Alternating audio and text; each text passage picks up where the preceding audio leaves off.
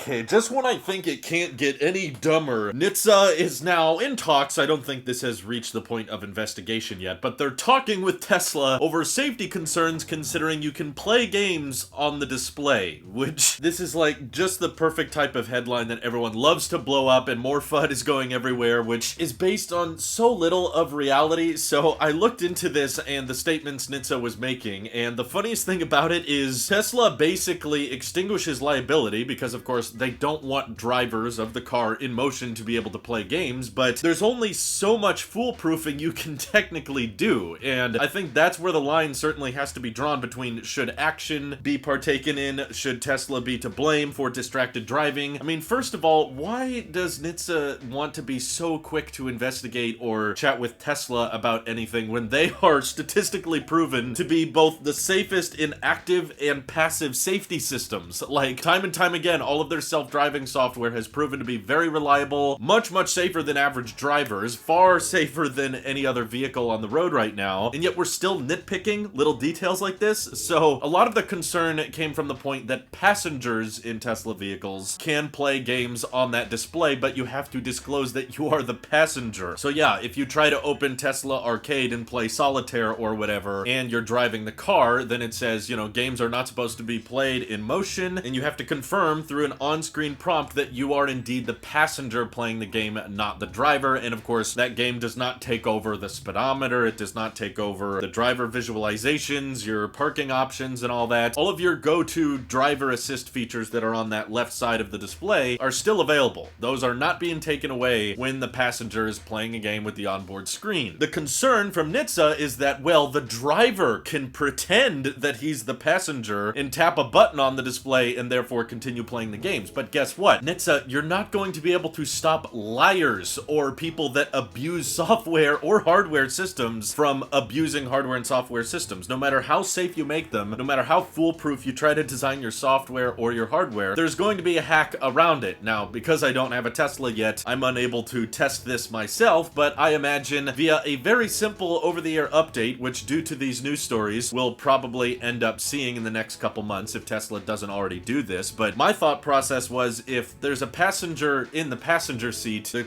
car is capable of knowing that, right? Like, there's sensors in the seat and it knows if you have your seatbelt on. So if the car detects that there is no one in the passenger seat, like no one is sitting there and the seatbelt isn't clicked, then sure, maybe provide a slight patch that says, okay, if no one else is registered in the vehicle and the car is in motion, then don't let the driver like bypass that algorithm and say, yeah, I'm the passenger, if the car knows there's no other passengers. Okay, even if they add that in the next few months, there's still going to be someone who's like, I want to play games while I'm driving, so they'll, you know, put a weighted box in the passenger seat and they'll click the seatbelt. So I guess the debate then becomes, how many extra steps is Tesla legally required to add to make their software and their hardware more and more foolproof and incapable of being abused? But at the end of the day, there's still people that can abuse any car by throwing the brick on the gas pedal or taking out their phone, which is the most classic example. Like the games that Tesla has available in arcade mode that the passenger can play while the vehicle's in motion. Yeah, those games are way suickier than any of the games people can play on their phones already, and people already are texting, calling people, playing games, checking email, checking social media on their phones while driving. If anything, NHTSA should be far more focused on finding ways of smartphones being locked and prohibited from being used when the vehicle is in motion. But of course, there's only so much those smartphone companies can do, because how do you know if you're the driver's phone? How do you know if there's other passengers in the vehicle? Oh, well, guess what? All of these smartphones that NHTSA is not investigating, they do the exact same thing Tesla does. There are default options in Android and iOS that are like, do you want to turn on Do Not Disturb while driving? You know, if you plug in a destination in Maps, it intentionally tries to lock out other features. And if you're in a car, I've had this situation myself, and you're the passenger and you pull out your phone, you'll even get a prompt that says like, hey, you're moving, you're in a vehicle, make sure you're not distracted or getting any notifications while driving. And you just have a little button prompt on your phone that says, says, yeah, I'm the passenger, I'm not the driver. And that's about as much as the phone can do to prevent someone from abusing that system, and it really has nothing to do with the car. But my point is, the games that Tesla is advertising for passengers to use is using the exact same technology all of our phones are using to say, okay, well, if you agree that you are the passenger and you lie about it, then okay, now you're liable for damages. And unlike smartphones, Tesla is actually taking more active safety measures because they actually have in-cabin cameras, which they're now using to monitor driver attention. And some people are already mad about this because it's being used currently, and it oftentimes will flag someone for not paying attention even though they were. So if anything, Tesla is being overly cautious in striking accounts of people that were paying attention, and they're going, hey, what the heck, Tesla? Hey, I'm being as safe as possible. I'm keeping my eyes on the road, but the cameras thought my eyes were looking at the wrong thing and I wasn't paying attention when in reality I was. So on one side, you have Tesla fans that are like, Tesla, can you tune down the system and make it not so easy to strike my account if it notices that I'm not paying attention to the road? Whereas NHTSA is constantly like, I don't think Tesla's doing enough to make sure their drivers are paying attention. Like, what else are they supposed to do? Make sure that you physically can't abuse any other system possible? This is as stupid as that Consumer Reports article about like, well, if I take these weighted sensors and put them on the steering wheel and do such and such and turn on autopilot, then the car will drive with no one in the driver's seat. Yeah, if you drop a brick on the gas pedal, the car keeps going. I know, it's a shocker. But auto manufacturers can't be responsible for making sure idiots out there don't abuse these systems. There is always going to be a backdoor. There will always be a way for it to be abused. As we've seen with GM Super Cruise, people found ways of abusing that. As we've seen with smartphones and people playing games while they're driving or texting while they're driving, that literally causes deaths all the time. And what are they contacting Google and Apple about? Like, hey, how can you find a way to enforce that the driver is not using their phone in motion? No, those companies can't really do anything about it. They can pretty much do exactly what Tesla is already doing. Not to mention, outside of the active safety systems Tesla bakes into their cars, how good they are at stopping and detecting pedestrians, and they're using the best camera system in the world that's ever been attached to a vehicle, alongside the passive safety systems they designed with their crumple zones and their adaptive airbag technology. Besides all that, they are also introducing these safety scores for people who want the FSD beta, and now with Tesla Insurance launching in Texas, they have turned safe driving into a literal game where you actually will pay less for your insurance if you're proven to be a more safe driver. Is anyone else in the auto industry like anywhere close to showcasing like a reward system for safe driving and benefiting people financially who are choosing to drive more safely and trying to turn it into a game where you have an overall score that says this is how safe you are? Now granted, the algorithm is not perfect, I know, and it needs to be tuned, and there's certainly some people with lower scores than they deserve. I'm not saying the system is perfect, but there's at least effort going on from Tesla's end to say, how can we incentivize people to actively be better drivers? And that's on top of autopilot being like 10 times safer, over 10 times safer than the average human driver. And that's on top of the passive and active safety systems, not to mention the in-cabin camera monitoring. So now you're worried that people are going to somehow abuse the system that they can already abuse on all smartphones in any car? This is mind-boggling to me. It's like people will literally make news stories and go crazy about any car crash that happens to involve a Tesla. At this point, I feel like a Tesla could be at a stoplight, you know, waiting for the light to turn green, and a diesel semi-truck with a